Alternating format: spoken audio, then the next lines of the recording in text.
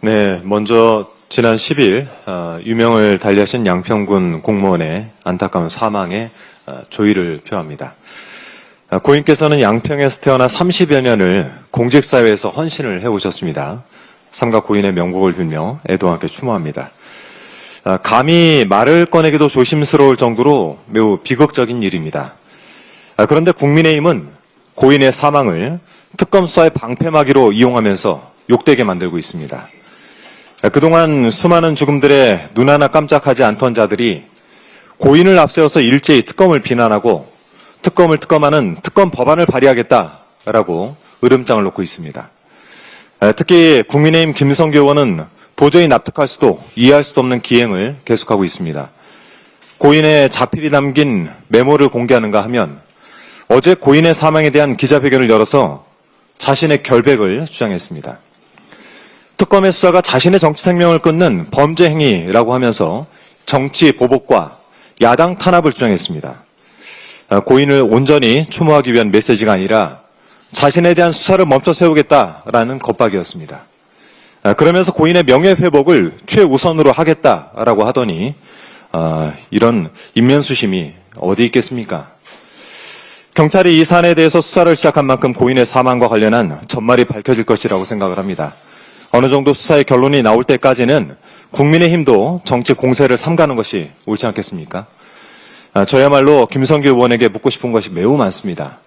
도대체 김성교 의원은 어떻게 자필 메모를 확보한 것인지, 무슨 의도로 그 메모를 공개한 것인지, 장동혁 대표가 가지고 있었던 메모에서 특정 부분을 왜 지우고 올린 것인지, 이런 의문들이 떠오르지만 굳이 제기하지 않는 것은 지금은 그럴 때가 아니기 때문입니다. 국민의힘은 최소한 인간성과 이성을 좀 되찾기 바랍니다. 이 일과 별개로 김건희 일가의 공흥지구 개발 부담금 특혜 의혹에 대한 수사는 계속되어야 합니다. 제가 지난 수년간 국정감사 등에서 이 공흥지구 개발 부담금 문제를 다뤄왔기 때문에 오늘 간략하게 설명을 좀 드리겠습니다. 이 사건은 김건희 모친 최은순 등이 양평군 공흥지구를 개발하면서 두 차례 이의제기 끝에 17억 원에 달하는 개발 부담금을 끝내 영원으로 만들어서 이익을 보았는데 그 과정에서 양평군이 특혜를 제공했다는 의혹입니다. 내란숙의 윤석열이 왜 김성교 의원을 향해서 미안하다고 했을까요? 화면 함께 봐주시죠. 공흥지구 개발 부담금은 개발 이익이 25%를 부과하도록 돼 있었습니다. 2016년에 양평군이 최초로 책정한 개발 부담금은 17억 원이었습니다. 그런데 시행사업자가 고지 전 심사를 청구하면서 6억대로 정정이 되죠. 또 이 시행자가 다시 한번 이의를 제기하자 2017년 6월 23일 양평군은 개발 이익이 없으므로 미부과한다라고 하면서 정정 통지를 해줍니다. 실제로 이익이 없었다고 한다면 물론 개발 부담금이 영원히 될 수도 있겠죠. 그런데 의아한 것은 이때 양평군 공문에 산출 내역서가 붙어있지 않았습니다. 화면에 나와 있는 것처럼 2016년 11월, 2017년 1월, 심지어 논란이 제기되자 이 개발 부담금을 정정해서 1억 8천만 원 부과했던 2021년 11월에도 보시는 것처럼 산출 내역서가 붙어있지 않습니다.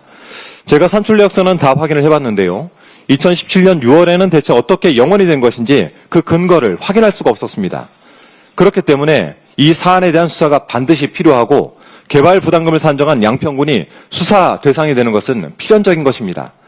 그리고 그때 양평 군수가 누구였습니까? 김성교 의원은 서울 양평 간 고속도로 종점 변경을 포함해서 출국이 금지된 수사 대상입니다. 말을 해야 될 것은 감추고 고인을 본인의 정치의 희생양으로 삼는 짓이야말로 가장 불경한 짓이 아니겠습니까? 다시 한번 삼가 고인의 명복을 빕니다. 이상입니다. 다음으로 김병주 최고위원의 발언이 있겠습니다.